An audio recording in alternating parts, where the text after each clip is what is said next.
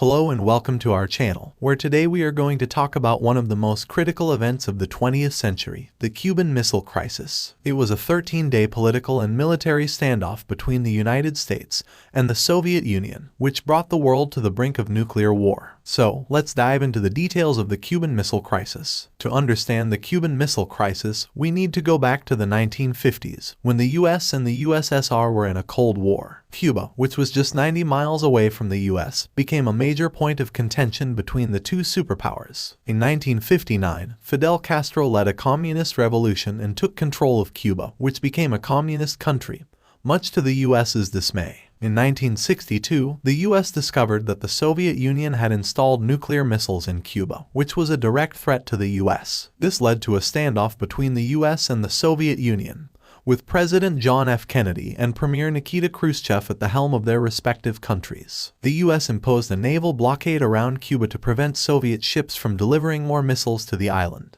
The world was on edge as the two superpowers exchanged messages and threats, with the possibility of a nuclear war looming over everyone's heads. After 13 long and tense days, the Soviet Union finally backed down and agreed to remove its missiles from Cuba in exchange for a U.S. promise not to invade Cuba and to remove U.S. missiles from Turkey. The Cuban Missile Crisis was a significant moment in history as it highlighted the destructive power of nuclear weapons and the importance of diplomacy and negotiation. It also showed the world that even the slightest miscalculation or miscommunication could lead to a catastrophic war. In conclusion, the Cuban Missile Crisis was a pivotal moment in world history, which brought the world to the brink of nuclear war. The lessons learned from the crisis helped shape international relations and diplomacy for years to come. Let's hope that the world never has to face such a crisis again. Thank you for watching, and please do not forget to like, share, and subscribe to our channel.